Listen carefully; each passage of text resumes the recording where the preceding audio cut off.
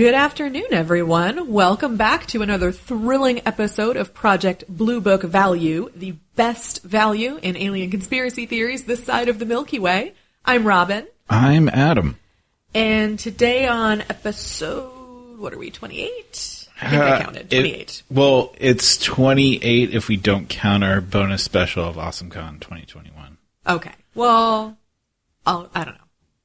It was a bonus episode. Bonus episode. Okay. So this is a regular, non-bonus episode. Yes. And you may have noticed that our last regular episode, we're switching up our format just a little bit. So instead of us both presenting a topic, we're going to be switching to alternating each, I would say week, but that's not accurate. Each episode will be switching back and forth, and each just presenting a solo topic. Yeah.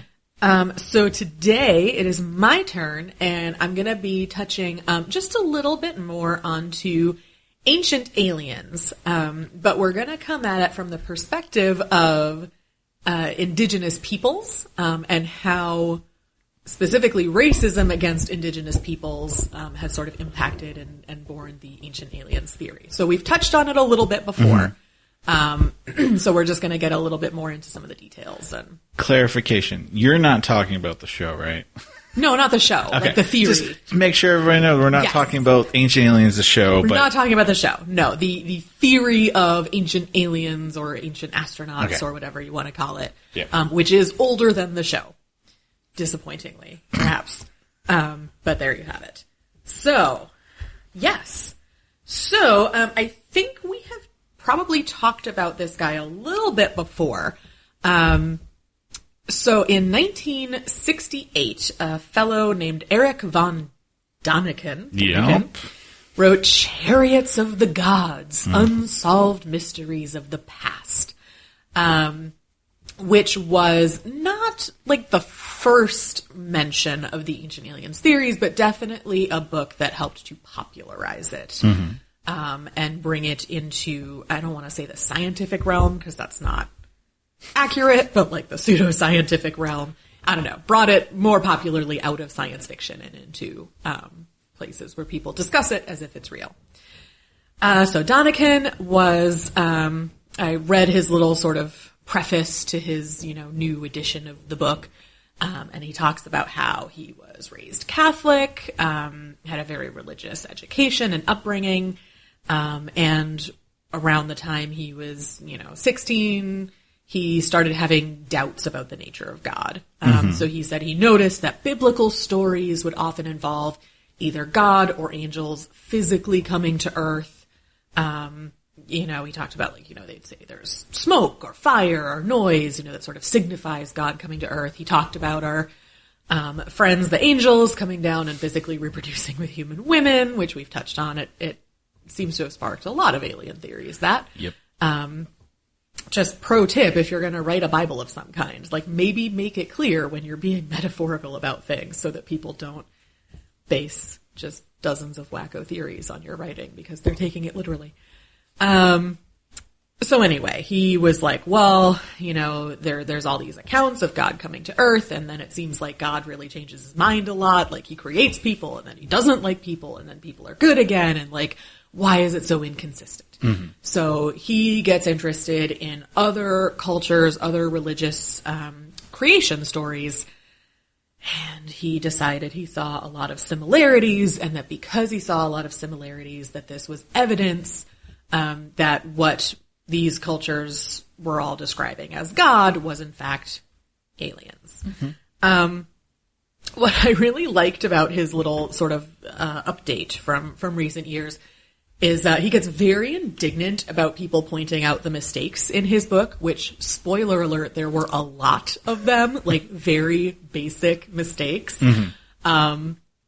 Things like he went to a temple in Delhi, and he said, the tour guide told me that the metal on this pillar doesn't rust. Is it made from some, space metal that magically doesn't rust? And he's like, okay, well, now we know that it is in fact rusting, but that doesn't mean that my point is invalid. And I'm like, I think it literally does mean that, buddy. Or he made a big deal about how a necklace with carved jade was found in Guatemala in a burial pyramid, And in the book, he's like, this is a miracle. Jade only comes from China. And it's like, no, jade comes from all over the place. There are plenty of sources of jade in South America. Very, very common to find carved jadeite items in all throughout South America. So, like, he just didn't know what he was talking about. And instead of being like, maybe more research is needed, or perhaps I should talk to actual archaeologists who could give me answers, I'll just write a sensational book and say it was aliens.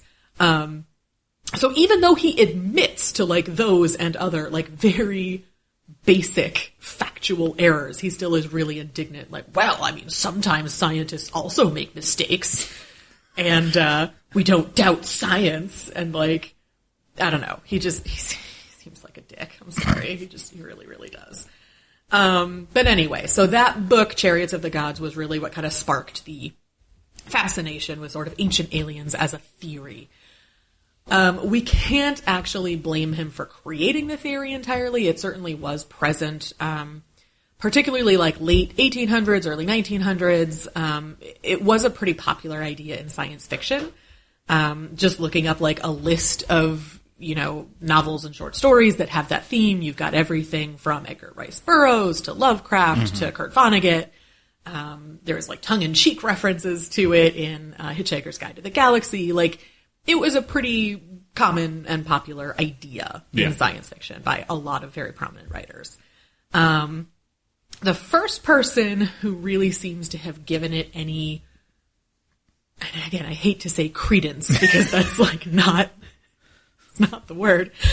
But I guess the first person to really propose it as a serious, like, non-science fiction idea was a quote-unquote journalist named Harold T. Wilkins, who in 1954 kind of started writing about this. He also wrote just a lot of other articles, like, about UFOs generally and how they're hostile and bad. He talked about the sort of myth of the white Indians that explorers found in the South American tribes. So, like, oh, how can there have been white people there if it was, like, so that was, like, a whole racist theory about, like, that, basically the theory that, like, indigenous people are not actually indigenous and that, like, they came from somewhere else and they're just, like, a diluted version of white people somehow. And it's like, okay. So, like, that's the caliber of theory that we're talking about here.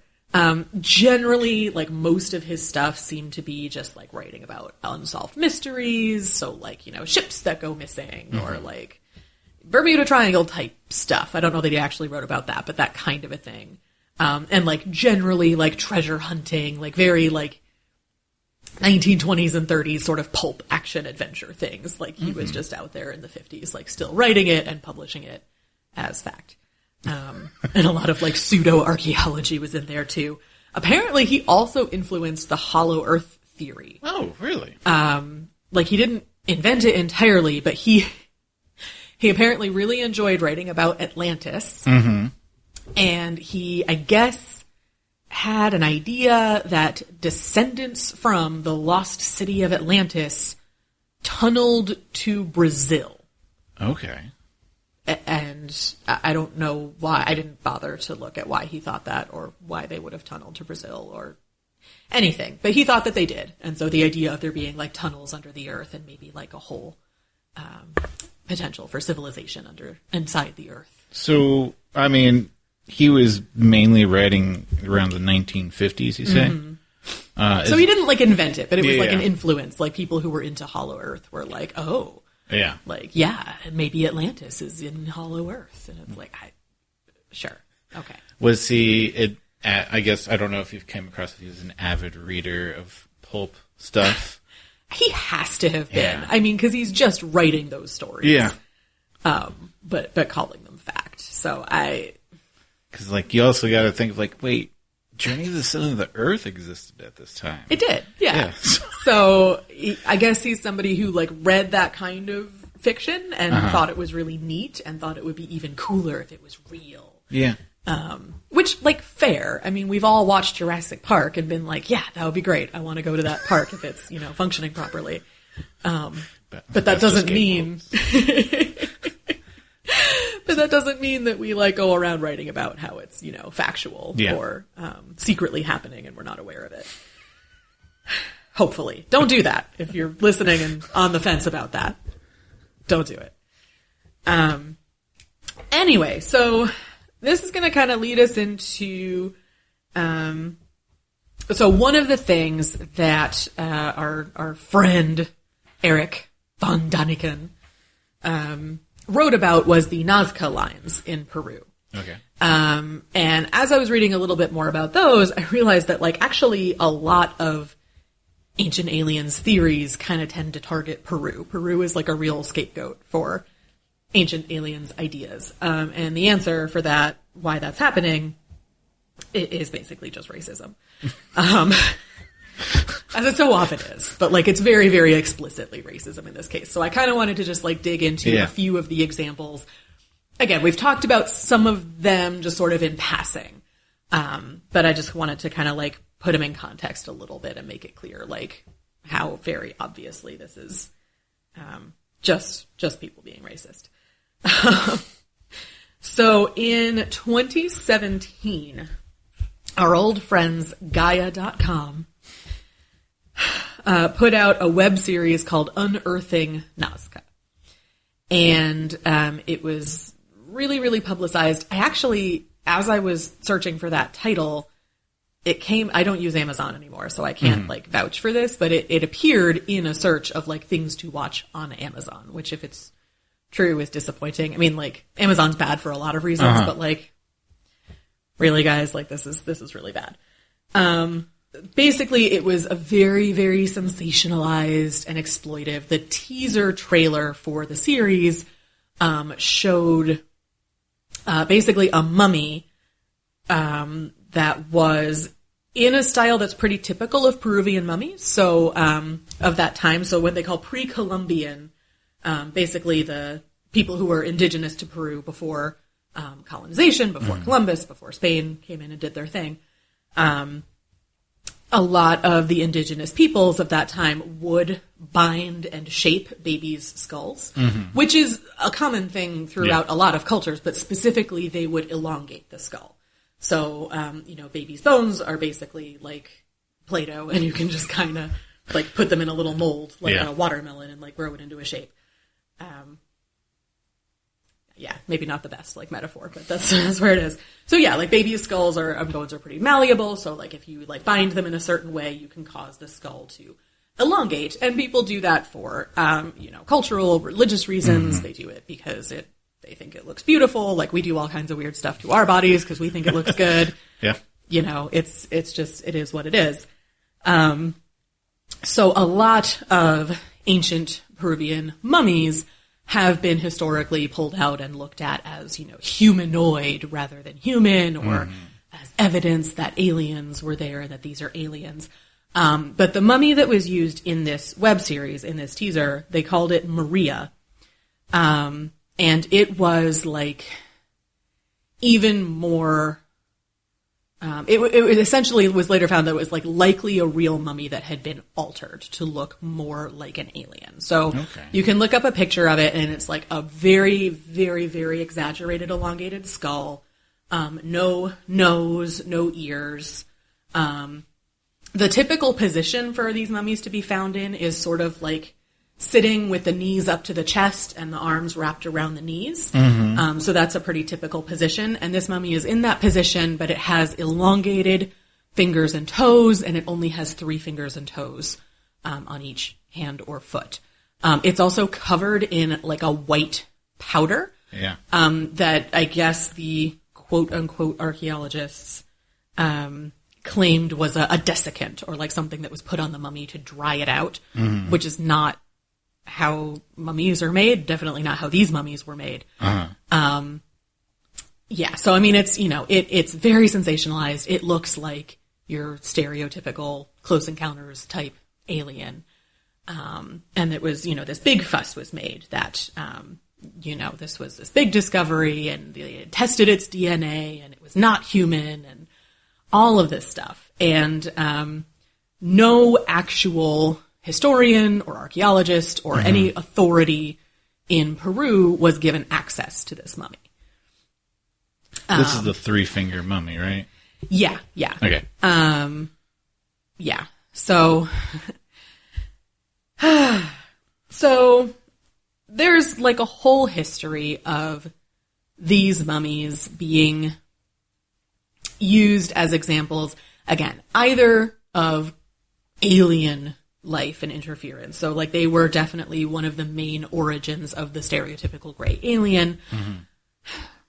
As you may or may not be aware, especially in this country, we have a long and storied history of using skull measurements to classify people according to race, according to intelligence, according to like how highly evolved they are.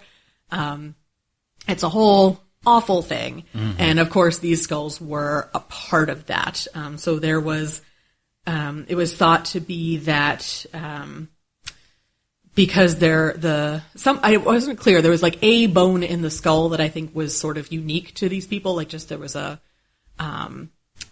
because as will happen with any group, when you're like in a group of people, it's not that race is biological, it's that certain traits will just become more common in a certain population when it's isolated. But they would say, oh, well, the people, here in Peru, they had this particular type of bone, and it looks a lot like a type of bone that marsupials and rodents have. So they must be more closely related to like rats and possums than they are to other humans. And it's like, yeah, that's for sure the best explanation. Absolutely. Like, definitely that. And so, like, the government in Peru, as many governments have done, is starting to do a much, much better job of, like, understanding the origins of these mummies and of trying to, like, repatriate them to local tribes. So this is kind of an important thing because, of course, right now we're going through the whole thing with boarding schools in Canada and the U.S. with North American Indigenous peoples. And, there's been a long history of Indigenous peoples petitioning, universities and museums and these other places where, bodies or mummies or remains are being kept and saying, hey, like, these are our ancestors. These are our relatives. Like, it's not appropriate for them to be on display. Like, please return them so they can be buried. And that's become, much more, governments are a lot more open to it. So Peru has been doing a much better job of that and trying to, track these things down. There's also, like, because these mummies led to a big sort of alien craze, there was a thing going on for a long time where people would take, like, bits of mummies or, like, archaeological finds of human remains and, like, put them together with, like, animal bones and other materials to, like, pass it off as an alien mummy, which is, horrific and awful and disrespectful, to the point where, like, it's a pretty serious crime in Peru. So I was not able to find out what the actual outcome was with this web series or whether it's still ongoing. But at the time, like maybe in like 2018, the Peruvian government was like, hey, it's pretty clear that this is a real mummy that you all have altered and then just like covered in white powder to make it less obvious that you altered it. That's a crime. And like Gaia's like, oh, well, we didn't ever own it. Like it was brought to us by an anonymous person who owns it. And we just made the series. And like all of a sudden nobody's taking responsibility for it. And I was not able to find out if anybody was prosecuted, or, whether the mummy was able to be, returned. Hopefully it was. But anyway, so like very long history there of just people taking like indigenous people's cultures and accomplishments and literal bodies and just like using them to prop up, terrible pseudoscience. So, so because Peru just can't get a break. Oh, really? The Nazca, so unearthing Nazca, will also sound familiar because another phenomenon that we've mentioned on this podcast before is the Nazca lines. So these are, you've definitely seen pictures of them. If you look them up, you'll see all kinds of images. These are the etched line drawings that are in the Nazca region, like in the desert. And the cool thing about them is that they lay flat. So they're on flat ground. And they're made literally by like removing the top layer of stone to create a color contrast between like the top, I guess, sand, not soil because it's a desert, but like the top sand and then like the rock underneath. And they are enormous. They are intricate. There's over 1,000 of them from this one time period. They're estimated to be from between 200 AD and 700 AD, so very, very, very old. They have geometric shapes. They have a lot of animal shapes as well. And as best as we know, these were some combination of like, indigenous observation. I'm losing the word. Space observation. Astronomy. There we go. I'm sorry. I'm very tired. So sort of like astronomy, like star mapping, star tracking, that sort of stuff. And also as, like a method of prayer. So like, because they're meant to be viewed from above, there's a lot of thinking that they are meant as like appeals directly to gods asking for, water, fertility, whatever was needed. And it's like, literally an offering, sort of like to gods. Sacrificing something. You're making beautiful creations. Exactly. Really nice way of doing things. Then, of course, they're mentioned by Eric and others, and they're like, well, there's no way you could have made these without being able to see them from the sky. We definitely, humans have never had any kind of way of like drawing like a little model and then recreating it according to a scale. Like that's not anything anyone's ever known how to do. These must have been, made by aliens as like landing strips or navigational tools for their spaceships. And it's like, okay, yeah, sure. Again, like, yes, that's definitely like the easiest explanation that we would all just definitely jump to. The people from a long time ago are primitive and don't understand how things work. Exactly. Like they couldn't possibly have understood how to do these things that humans have pretty much always demonstrated an ability to do. There were also, so I mentioned that these are sort of like the famous ones that were from sort of AD 200 to 700. They're also like recently in 2020, the sort of main archaeologist scientist who is studying these discovered even more in sort of a nearby area. So this is in the Palpa region. And he thinks that these, rather than being done by the Nazca people, were done by sort of the Paracas and the Topera people. They are older. So they are from like 500 BC up until 200 AD. So much, much older. And there's a few things about them that are interesting. So one is they feature human images much, much more. So like there's identifiable people, with enough detail that they could even conceivably be like notable people of the time. Like they could be leaders or priests or what have you. And they are, instead of being flat on the ground, they are on hillsides so that they would be visible from like the valleys below the hillsides. Okay. So it's like instead of being intended to be viewed from above, they were clearly intended to be viewed by other people. So they're like very, very new. They're not like, for sure what these were, but he's like, these could be markings of territory. These could be, markings like road signs for people who are traveling. This could be a lot of things, but like they are older, same method. So they're created the same way. And they're clearly like made by people for people, for some, sophisticated purpose. So they're on a hill. They're like on a hillside. So he found them by drone. So it looks like where they currently are, like, is not an area that's like now easy to get to. But yeah, so it's like they're more like if you were to like see something like Mount Rushmore, right? Like, so it's like on the side of a hill or a mountain. So it's like visible. Like if you're standing on the ground below it, you could look up and see the image. So did they show like how like steep it was? I'm just curious of like, I feel like a hill or at least a slope might be something you have to do more upkeep. I'm wondering how well preserved. Probably.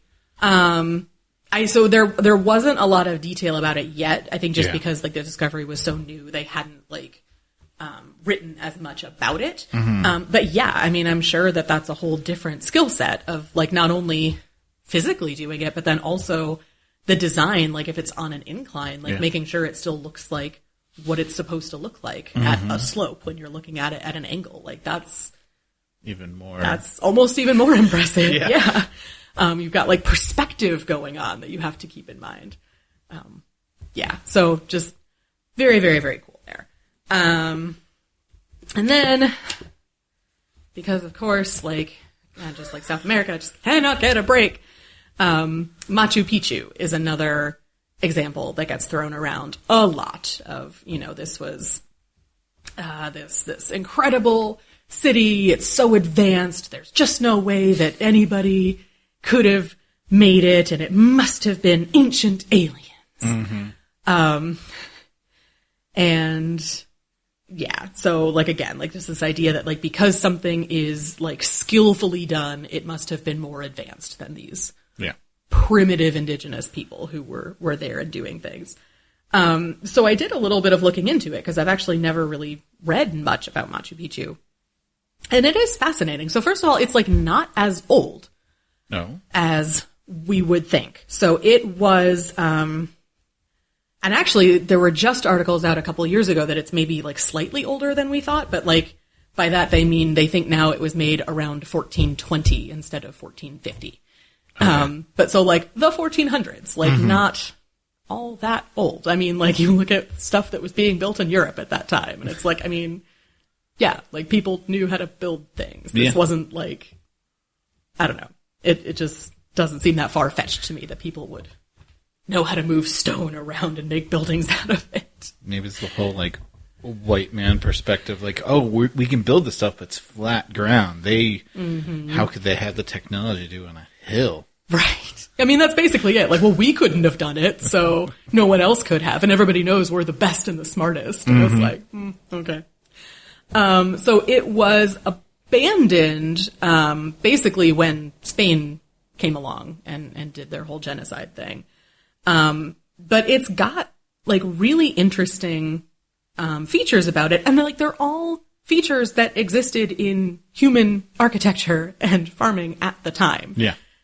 So like it's got terraced, farming. So like the steps going up of Machu Picchu, like a lot of that was farmland and like they were designed in such a way to like maximize how much rain they captured and to like make sure that the topsoil wouldn't get washed away and make sure they didn't need to like pump water and irrigate up there, which they could have, but they were like, well, if we design it right, we won't need to. Yes. And in their like other farms on like lower levels, like they did have irrigation systems. So like they knew how that worked. It was built in, I'm going to pronounce this wrong. It's an ashlar technique, which basically means it was built without mortar. So there's nothing sticking the stones together, which again, they were just like, well, how could they possibly have known how to do this? Well, Machu Picchu was built on a fault line. There's a ton of seismic activity there.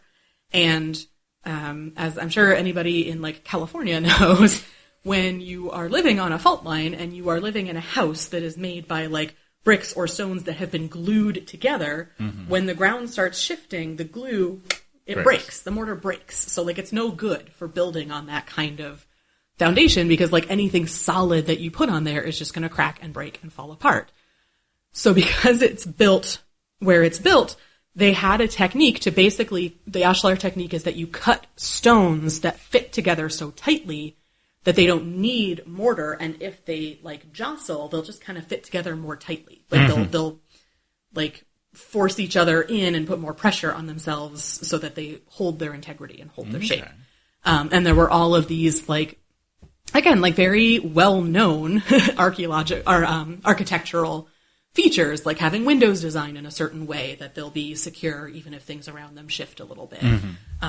Building walls in such a way that they can handle a little bit of movement, like they're not straight up and down, and if they tilt slightly to one side, then everything falls down. So it's like, it's built with its environment in mind.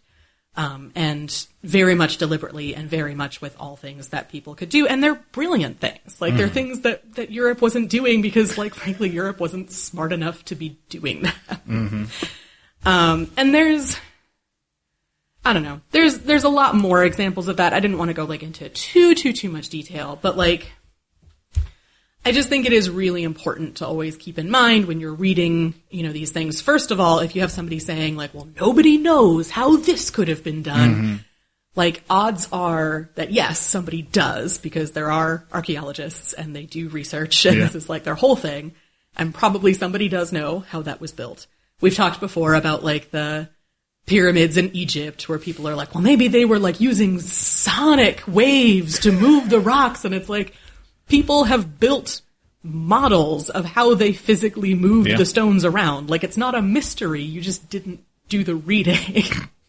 I mean, they found the camps that they, like, where people lived by the pyramids. Like, right. Okay. And, you know, and this is just my little, like, pet peeve, but, like, y'all want to go pointing to the Bible for everything like it's literal. I mean, it says in the Bible that, like, Jewish slaves and other slaves built the pyramids. Like, it's not a mystery. The whole "let my people go" thing. Yeah, it's like a whole major thing. You may have heard of it.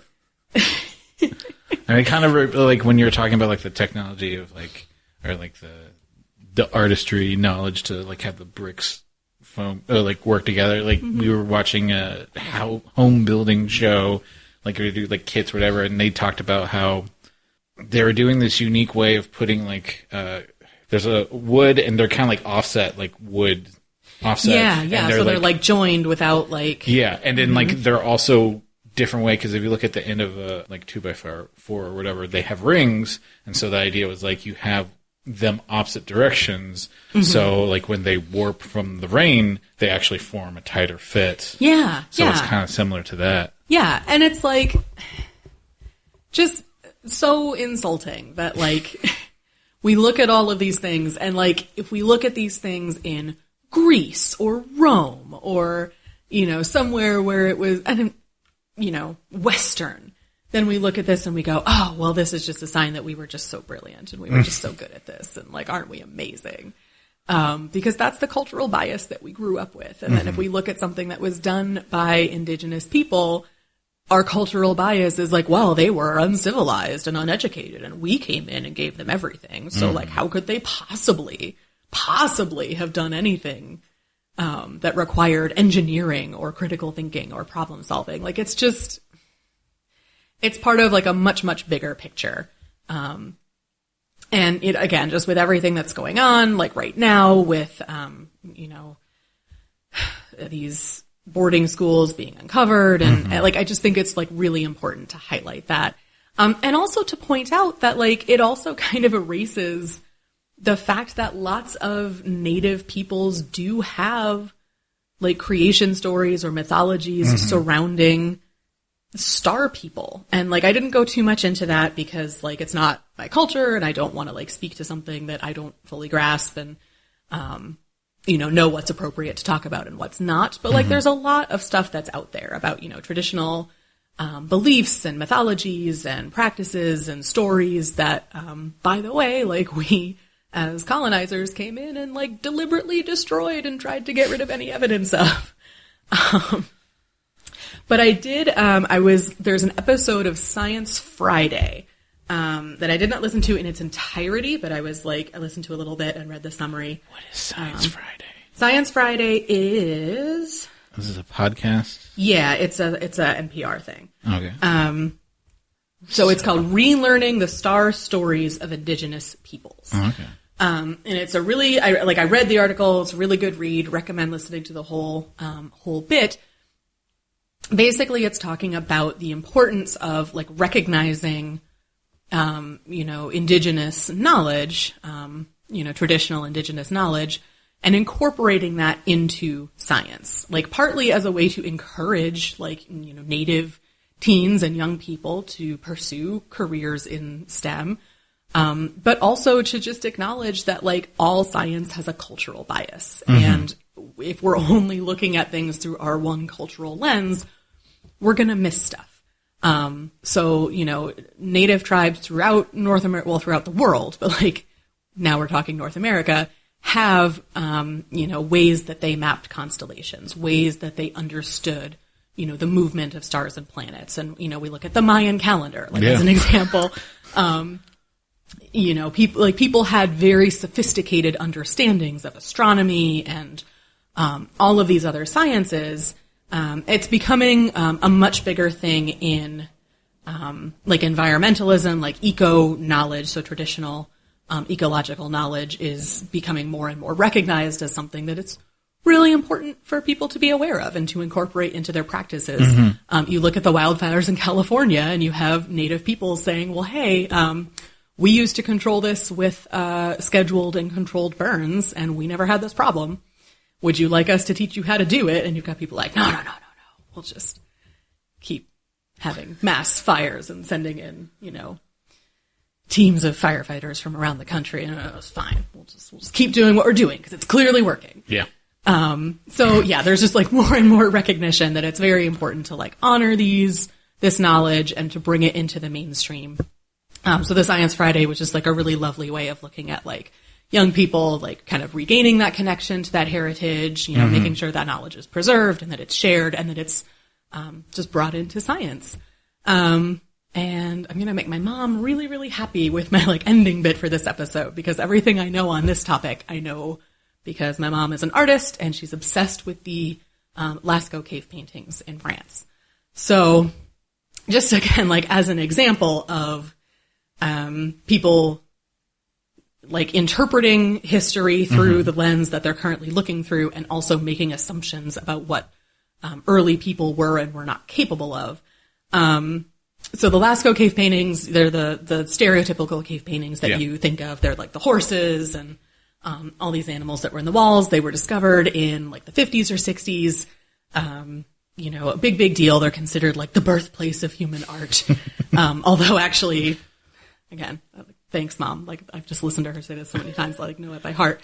If you look at the timeline of art from the first cave paintings ever discovered to now, Lascaux is in the middle. Because that's how far back cave paintings go. Uh-huh.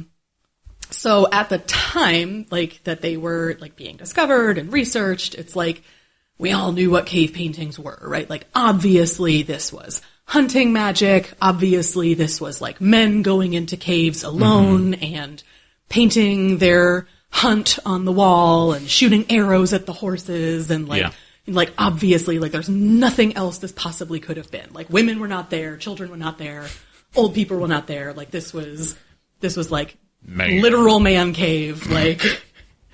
And that was the scientific understanding for decades. Yeah. And even to the point where even when I was in college, I took an Anthro 101 class and my professor was still talking about it in that context, even though new research had come out and mm-hmm. it was very clearly, spoiler, not the case.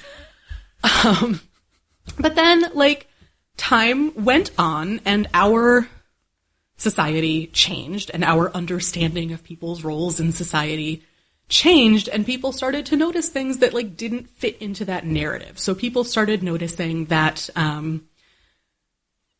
so for example, first of all, the caves, where the paintings are and how they're done, they tend to be on parts of the wall that are very textured. So if there's an animal, a horse that is pregnant, the pregnant belly of the horse will be on a bump in the rock that sticks out. So it's got a texture to it. They're in places within the caves that have particularly powerful acoustics. So places where the sound is just different than it is anywhere else. Okay. They started to find things like the handprints and footprints of women and children. Mm-hmm. They started to identify that the things that they had assumed were arrows and spears actually looked a lot more like grass and plants that were around at the time. Uh-huh. And then people also noticed that, first of all, most of the animals painted in Lascaux, I mentioned the pregnant horse, most of the animals painted in Lascaux are pregnant. And we now know from looking at the cooking fires of the people who were living there at the time the caves were painted, they were not painting the animals that they ate. And that's true of pretty much I think, most cave paintings. Like when you look at like what people were actually eating at the time they were painted, they're not painting the animals they were hunting. So there was like something else going on there. And it's like, we know that it was something where the whole community would be there. We know that like when you hold a torch or a flickering light, that it looks like the paintings are moving. We know that there was a sound factor that like could create sounds that you couldn't get anywhere else. Like these are either like a deeply spiritual place or it's like man's first movie theaters. Yeah, like, yeah. So it's just like not remotely what we thought. And particularly Lascaux was being painted at a time where there was massive climate change. And so the landscape was changing. The animals that were there were changing. And there's like now a thinking that like particularly because all the animals are pregnant, that like maybe this was some sort of attempt to like call back a way of life that was disappearing, that wasn't there anymore.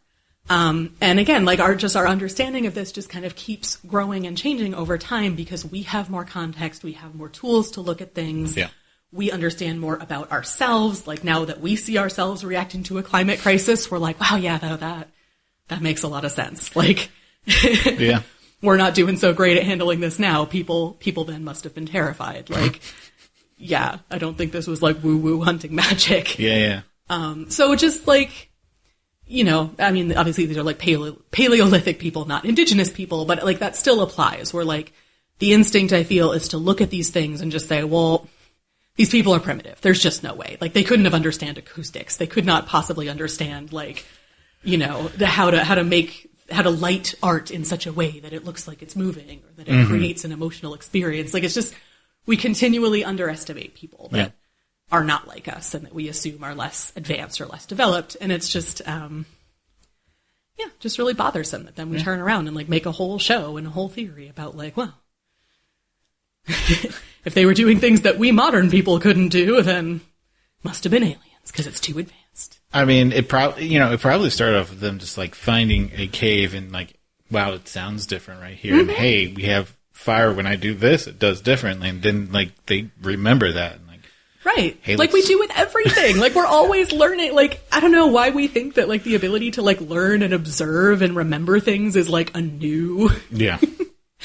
But yeah, I mean, the fact that we've been doing like from like truly ancient, you know, cave dwelling people all the way up to like Incans in the 1400s. And it's just like, nope, too primitive. Couldn't possibly have known anything about building or rocks or farming. And it's like, why not? Like there's a common thread. And that common thread is that like, you know, from a Western scientific perspective, we have not always recognized people as being people. So. Oh, ancient aliens. Yeah, looking at you. Also, just like as a side note, I've become like more and more disappointed with like National Geographic as a source. Oh. And like, of course we can't use the History Channel as a source for anything, but like when you're looking up articles, like even like the National Geographic ones that I tried to pull up, like, I mean, I get it. I'm not one to complain that articles are behind a paywall. Like I understand that journalism costs money and like that totally makes sense, but they don't offer any free articles and they always have like a very like sensational headline and first paragraph. And then it's like, oh, like pay us money to read more. And I'm sure that once you get into it, it's more reputable and science-based. But that first, like when I went to look up the Nazca lines on National Geographic, they were just like, oh, like these mysterious images and what could they mean? Were they done by aliens? Pay us money to read more. And I'm like, that's misleading. Like that is just straight up misleading because you know full well 99% of people are going to be like, well, National Geographic said they could be made by aliens, so I don't know. Like, it's irresponsible, and I feel like it plays into this problem. So, yeah, that's kind of all I had for that. I mean, there's a lot more. We could probably do, like, a whole series of, like, where we just watched every episode of Ancient Aliens, and we're just like, that's racist! But we won't, because that's not the podcast that we are. That's our new podcast. That's our spinoff. Yeah, our spinoff episode. Or we do a spinoff episode. It's like, all right, episodes 1 through 20, racist. Yep. 2 through 20, and season 2 is racist. The first episode is just like a recap. That's why. Yeah. It's not racist. I mean, it's recapping racist ideas. So, yeah, you're right. There you go. All the racism. So, yeah. Basically, if we haven't made it clear by now why we hate the show Ancient Aliens. Now, hopefully you've got some more insight into that. And yeah, I would just encourage you all when you're perusing your theories of ancient astronauts or whatever to, you know, maybe appreciate it as fun science fiction or a fun sort of a tongue-in-cheek idea. I'm not going to lie, like a book that I love, also introduced to me by my mom, is called Waiting for the Galactic Bus. And it's like these two like sort of adolescent aliens who get like accidentally dropped off on planet Earth by like their friends on a joyride. And, like, they're stranded there, and so, like, because they're bored, they, like, tinker with evolution and, like, make humans. And then, like, as humans start to die, they're just like, well, we expect an afterlife, and the aliens are just like, okay, like, it's whatever you think it is. And so, like, over time, it evolves, so, like, one of them is, like, God, and the other's the devil, but it's just, like, it's a very funny and silly book. So, like, enjoy that, but, don't take that and then use it to, like, you know, dissuade, or discredit Indigenous knowledge and ability. And maybe check out, like, if there's some local, like, you know, Indigenous, you know, First Nations, Native American, or wherever you are in the world, Indigenous peoples, like, there are any initiatives near you that support, like, you know, either preserving that knowledge or getting those young people into those fields so that they can add that perspective, then consider supporting that. It's important. Yeah. So that is all for today. I'm sorry I didn't have any, like, quizzes for you. No I was, worries. like, too mad to, like... I was, like, scribbling all my notes, like, oh, like, this jerk, and then he said this, and then don't understand what stones do. Like, I was too into it. So. It's understandable. Some of these topics can just be frustrating. Yeah. That's why you got to start off early. When you're not frustrated, you're just like, all right, I'm still loosey goosey. Still in the mood, yeah. And then it's like, oh. So I think that's it for today. Thank you for joining us, Adam. It'll be your turn next time. I'm excited to see what you come up with. And as always, take care of yourselves. Peace, love, and saucers.